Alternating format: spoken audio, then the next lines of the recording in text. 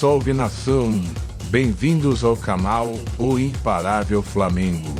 Saudações rubro-negras.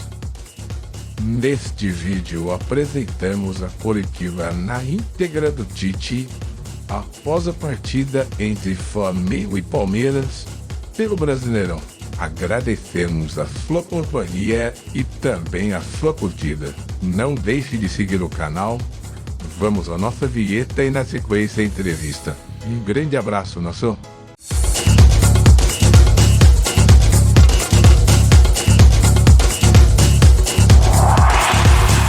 Todos como combinado para falar dos três atletas, né, do Alan, do Davi Luiz e do Gabi.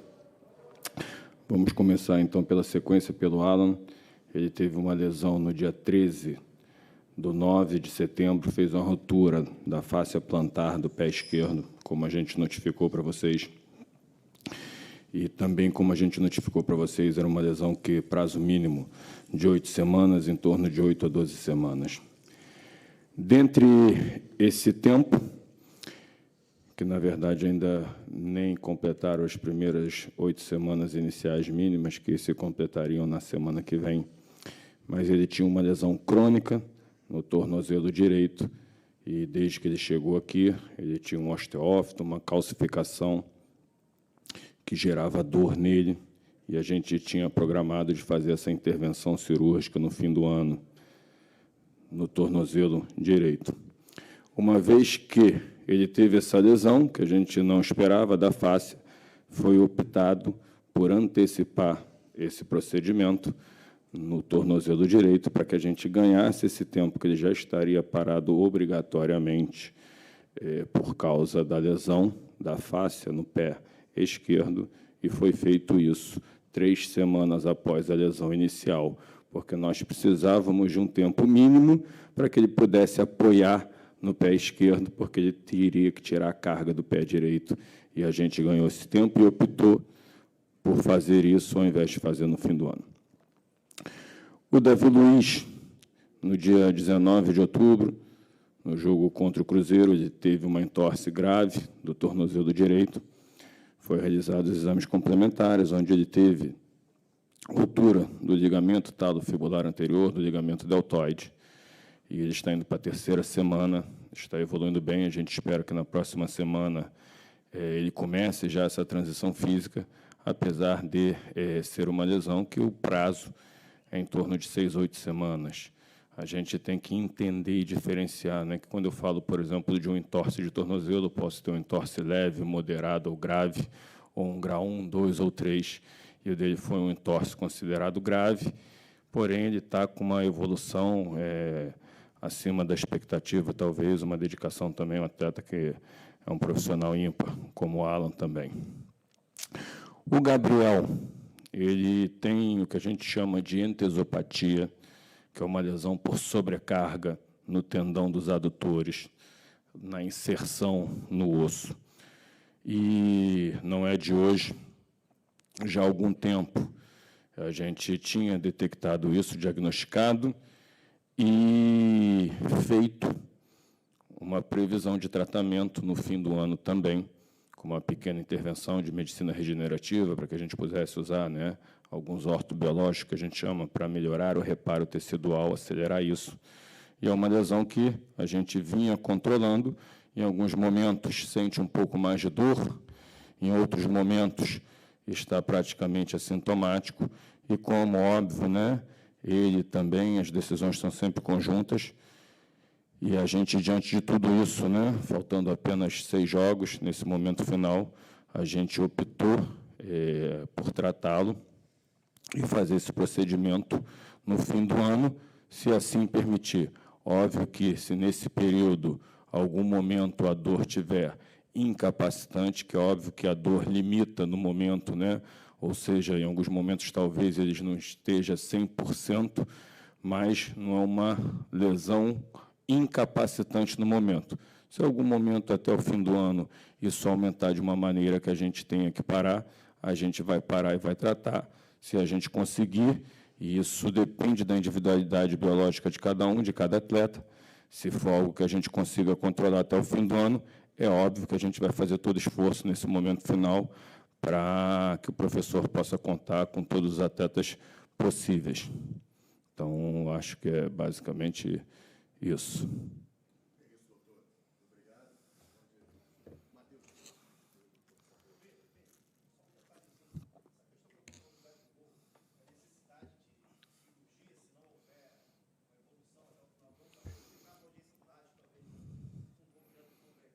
Tá, não é uma lesão cirúrgica, né?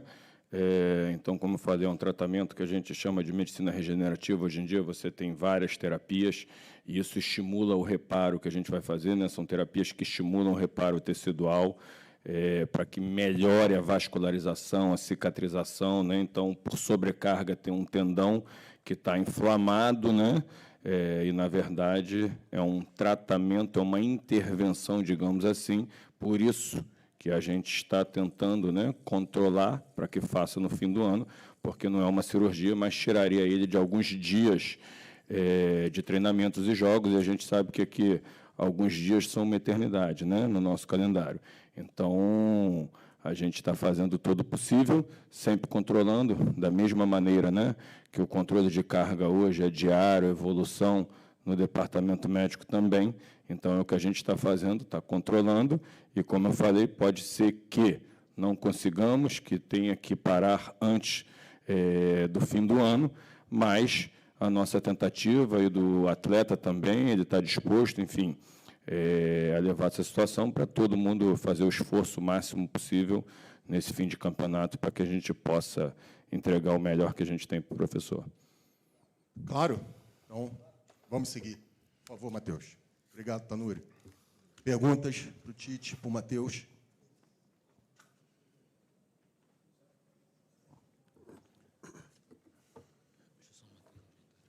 Boa noite, Tite. Boa noite, Matheus. Eric Faria, TV Globo, Sport TV.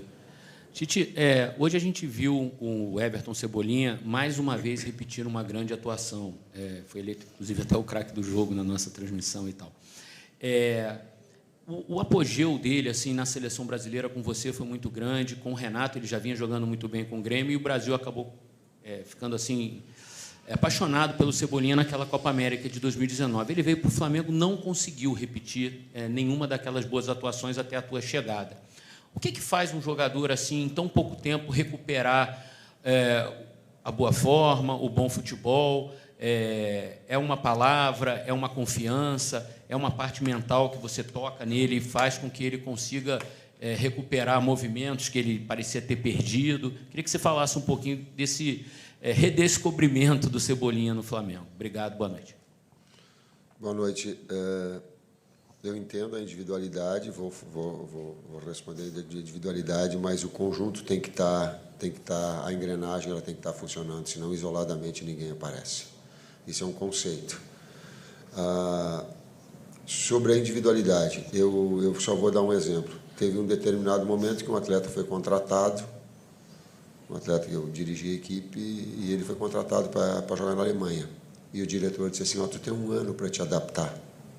Aí eu olhei para ele e digo, ele está assim, tu vai te adaptar, tu tem um ano, em cima do clube, em cima do modelo, em cima das necessidades, né? A gente tem a necessidade premente de fazer assim, achar que o atleta vai produzir. Ele é um ser humano igual a nós, que precisa, por vezes, de uma naturalidade, que precisa de um tempo de maturidade, que precisa ter uma adaptação numa camisa pesada, uma expectativa alta. Esse contexto humano, ele faz parte. Não é o Tite que faz, é o Flamengo, enquanto instituição, é a torcida que passa o carinho para que ele possa desenvolver o seu melhor. Tite, aqui à sua esquerda, Renan Moura, da Rádio Globo CBN. Sendo bem direto com você, é um resultado que recoloca o Flamengo na briga pelo título, ou você segue com o discurso de continuar lutando pela vaga direta à fase de grupos da Libertadores da América, levando em consideração que o Flamengo permanece fora ainda do G4, na 5ª posição? Ele é a verdade, a minha verdade. É aquilo que nós estamos. Na segunda parte da pergunta tu colocou. Se no momento nós tivermos a uma partida, a uma pontuação, a gente fala, por enquanto ela é a realidade daquilo que nós nos propusemos. É o próximo jogo, é o próximo passo, é performance, é produzir bem, é vencer jogos e crescer. Aonde vai chegar, eu não sei. Eu não sei, mas esse é o nosso objetivo de crescimento. O objetivo inicial, sim, ele é de Libertadores direto. Porém, é um campeonato que a cada rodada ele se move, ele se mexe, ele está muito equiparado, então não vou colocar do sonho nem do risco. Daqui a pouco está colocando, não está nem no G4. Então, qual é a realidade nossa? A realidade, ela é do momento, do grande jogo que nós fizemos, do pé no chão, serenidade. Eu já fui picado, já falei para os atletas, depois das 2 primeiras vitórias, nós baixamos a guarda.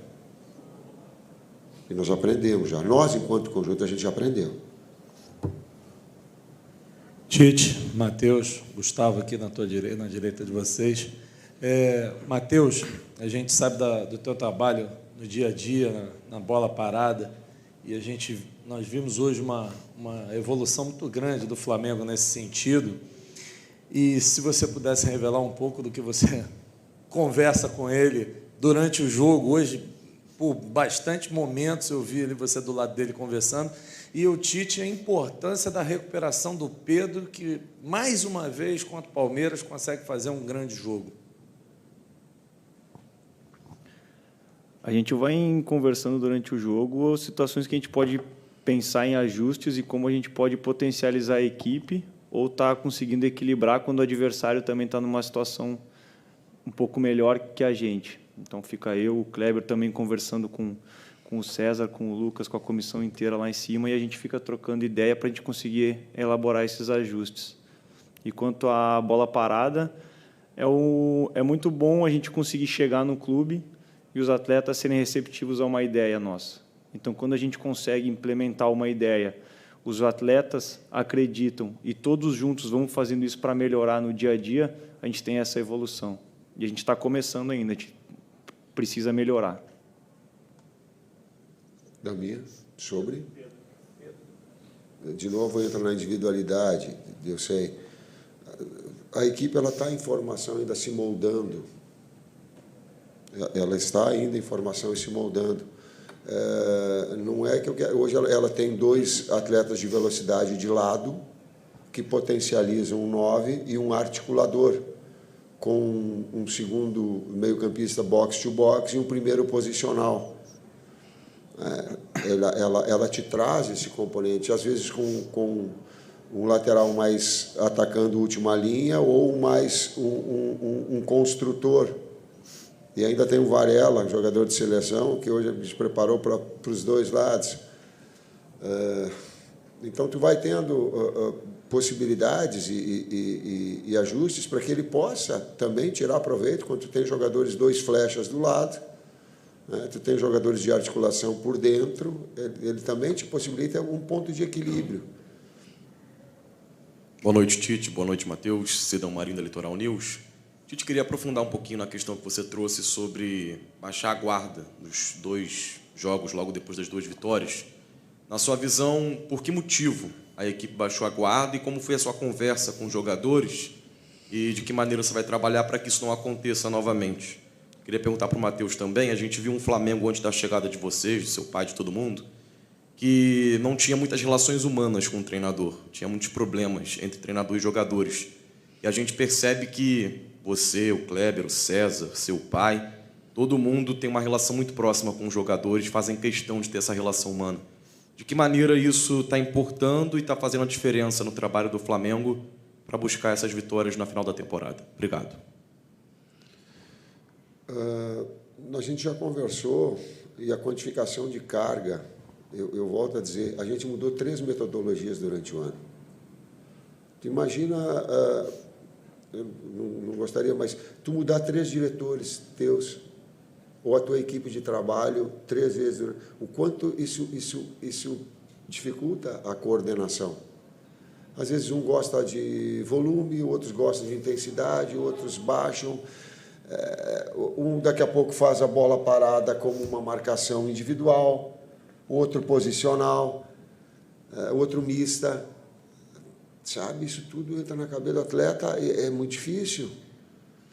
A gente procurou ter essas datas FIFA para que desse um tempo de organização maior, de buscar, inclusive, informações, não para a gente implantar alguma coisa, não, para a gente aproveitar tudo que de bom o Flamengo tinha e agregar alguns detalhes que pudessem potencializar sem ferir as características. Isso é desafiador, isso é muito difícil. E quanto à questão da gestão humanizada, da mesma maneira que trocam metodologias de treinamento, nós somos uma comissão que se importa com as pessoas também, com o ser humano, como está o atleta, e procurar potencializar o ser humano também. Porque senão a gente fica só pensando no desempenho dentro de campo sem pensar no dia a dia, não é só o jogo aqui. É o treinamento que eles fazem, a gente valorizar quando eles estão bem. A gente tem hoje uma equipe que trocam atletas, mas a qualidade vem se mantendo muito alta. Por quê? Porque eles acreditam, porque eles entregam nos treinamentos e a gente vai dando os feedbacks para eles, coisas positivas do que pode corrigir, tanto com atitude quanto técnico-tático as situações. Mas das nossas características, e por favor, não comparativamente, eu não tenho conhecimento, é só uma forma que a gente acredita. Tite, aqui à sua direita, Thiago Lima, do GE. Boa noite, parabéns pela vitória. Eu queria perguntar um pouquinho da parte tática. Hoje o Gerson voltou a ser aquele segundo homem do meio de campo, né? Uma função que ele jogava, daquele Flamengo de 2019, ele jogava muito nessa função. Quando você chegou, ele jogava mais à frente, um pouco mais avançado, e voltou a jogar nos últimos jogos, até a torcida vinha criticando, mas eu achei que hoje ele foi muito bem ali na função. Queria saber se ele te entregou o que você esperava dele para essa função, e se você concorda que foi a melhor atuação no conjunto geral do Flamengo desde que você chegou. Na segunda parte, ela linear, sim, foi a melhor atuação. Foi a mais consistente, contra o adversário de muita qualidade, com links já estabelecidos, com uma relação com seu técnico vitoriosa muito forte, muito difícil, com um grande trabalho do Abel. Então, gera um grau de dificuldade maior. A outra parte da pergunta? Do Gerson. De novo, a individualidade, mas... tem atleta... Eu gosto de dizer assim, ó, eu não gosto do termo tirar da zona de conforto. Ninguém gosta de sair de uma zona de conforto. Por quê? Porque conforto é confiança. Então, eu estou numa zona de confiança. Eles estão. Serem desafiados a alguma situação, isso eu vejo como evolução. O Gerson, nessa segunda função, pelo lado esquerdo, ele fica mais... eu estou olhando para o César Sampaio, onde é que está, que ele é especialista, ele fica mais natural ali. Fabinho também, ele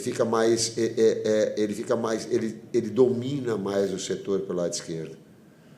Então, quando tu tens essa possibilidade de trabalhar ele e trazer essa recomposição na parte ofensiva e na recomposição pelo lado esquerdo, ele flui mais. Da outra vez ele foi de um lado trocado. Então vai produzindo, mas o conjunto da obra, aquele que eu disse, ajustou, mas a parceria ela é importante, o setor ele é importante. Assim como o setor direito, hoje o Arrascaeta fez o melhor jogo dele.